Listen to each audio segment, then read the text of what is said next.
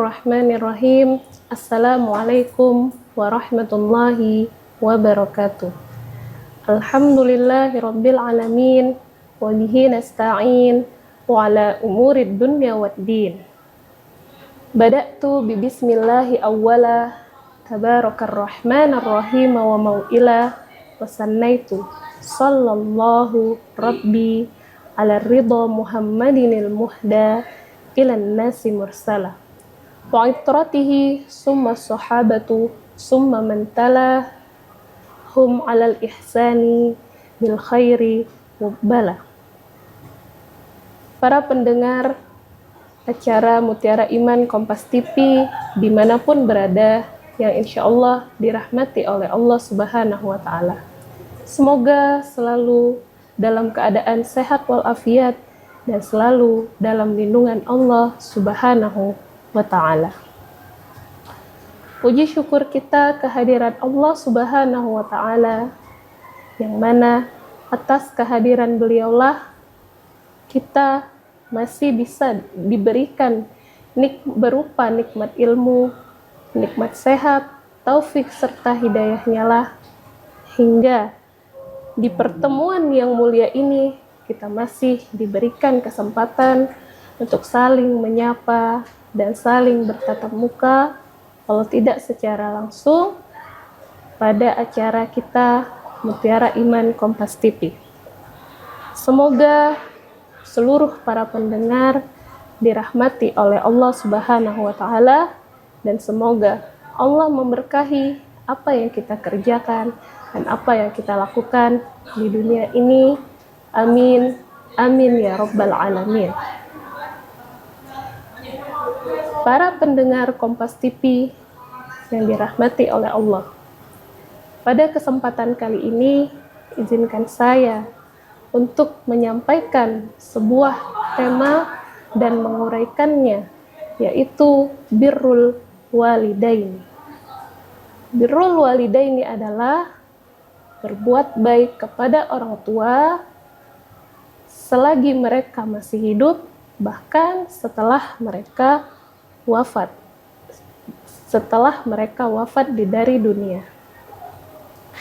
Birrul walidaini ini sendiri adalah cara paling cepat untuk masuk surganya Allah Subhanahu wa Ta'ala.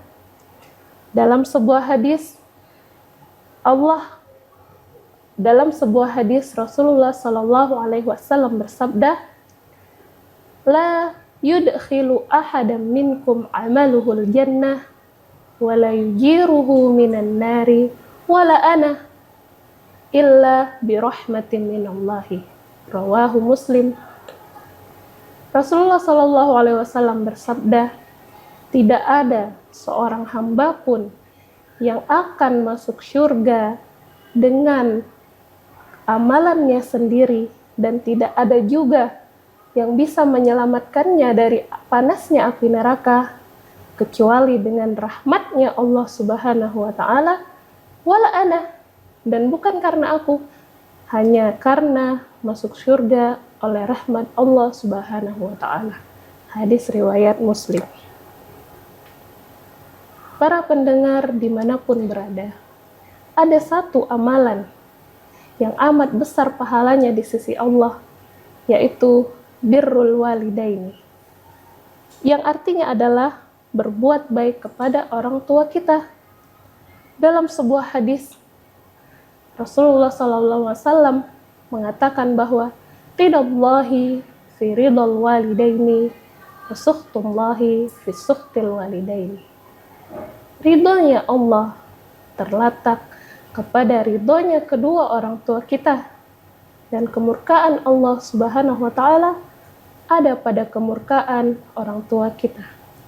Hadis riwayat Tirmizi. Ketika seorang anak berbakti kepada orang tuanya, maka akan mengundang ridhonya Allah Subhanahu wa Ta'ala.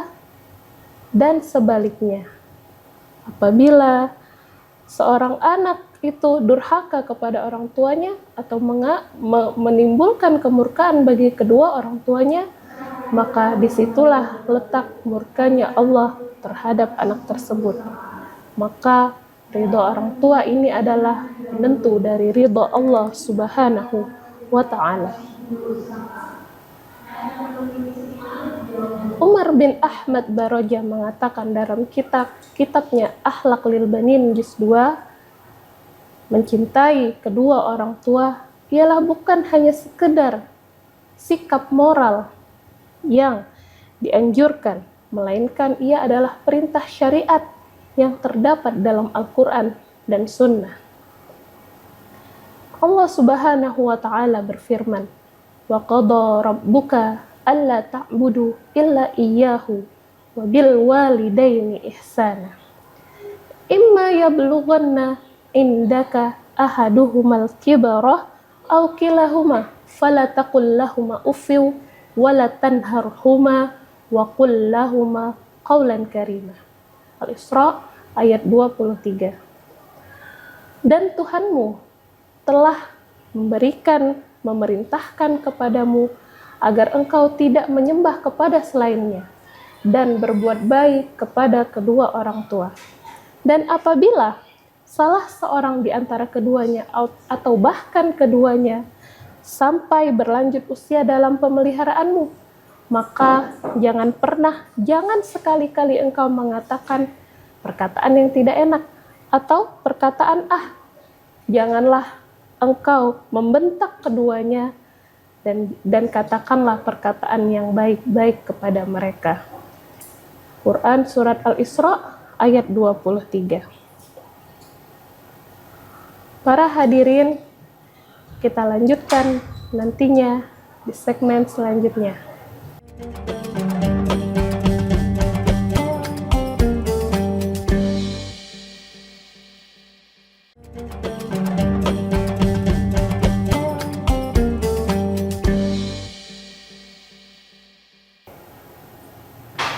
Kembali di acara kita Mutiara Iman program Kompas TV. Para hadirin yang dirahmati oleh Allah, cinta kepada orang tua haruslah diwujudkan dalam bentuk ketaatan, pelayanan, serta penghormatan dari seorang anak kepada orang tuanya.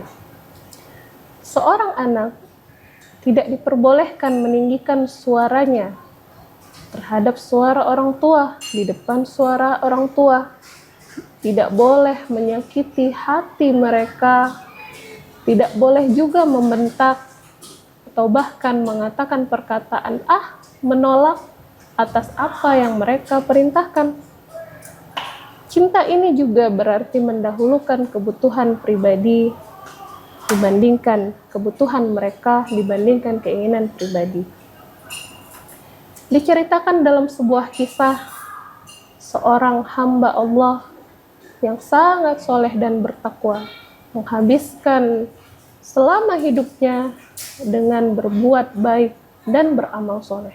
Sehari-hari ia sholat, ia penuh dengan ketaatan. Seorang pemuda ini bernama Juraij dari kalangan Bani Israel. Kisah ini berawal dari hadis Rasulullah SAW.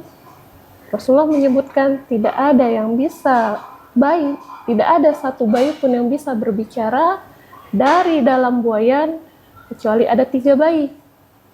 Salah satunya adalah bayi Nabi Isa alaihi salam, dan yang kedua adalah bayi dari kisah dari Juraij dari kalangan Bani Israel. Suatu ketika Juraij sedang sholat dan sibuk beribadah. Sang ibu ingin sekali bertemu dengan si Juraij. Bahkan ibu tersebut datang berkali-kali. Hari pertama ia mendapati Juraij tidak mendengarkan, bahkan tidak mendengarkan panggilan sang ibu. Begitupun di hari kedua dan hari selanjutnya, sampai di hari ketiga. Sang ibu merasa kesal. Wajar bahwa sang ibu merasa anaknya tidak mendengarkan. Sudah ketiga kalinya ia mendatangi anak tersebut.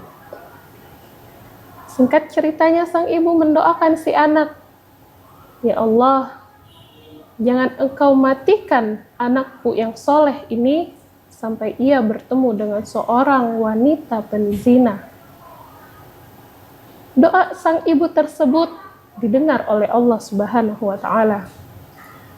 Bahkan sekalipun untuk seorang hamba yang soleh seperti Juraij, menjawab panggilan orang tua adalah suatu hal yang wajib, maka Allah menguji Zaid lewat tersebut.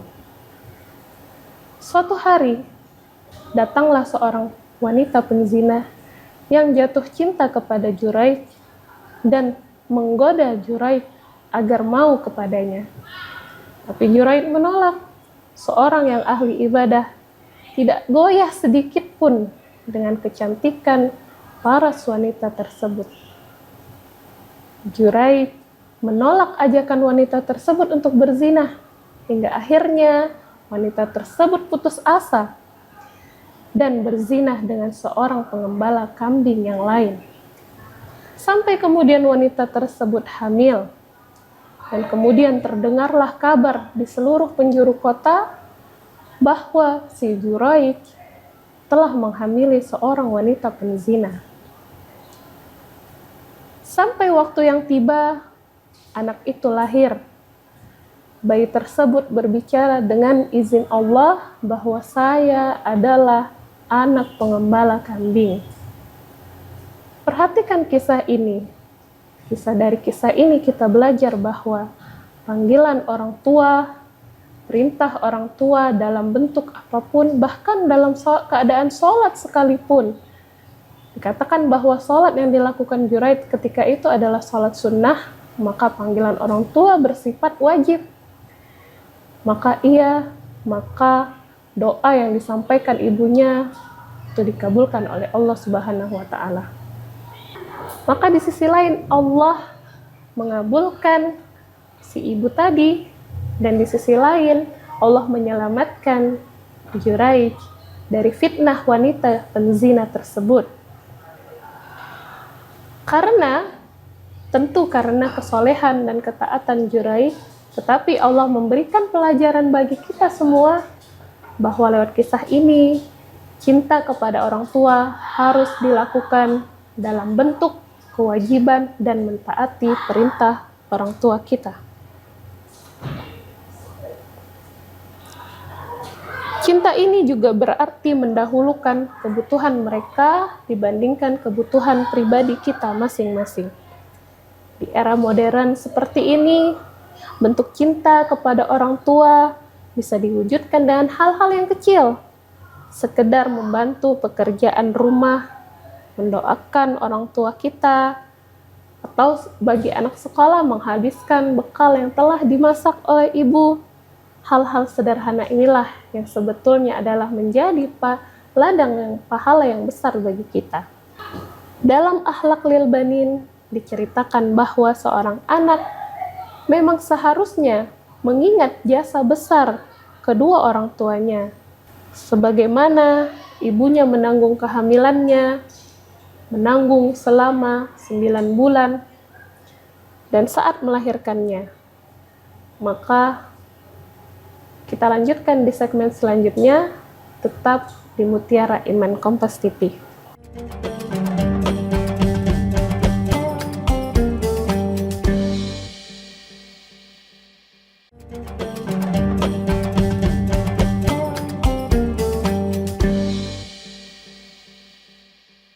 Kembali lagi di acara kita Mutiara Iman Kompas TV.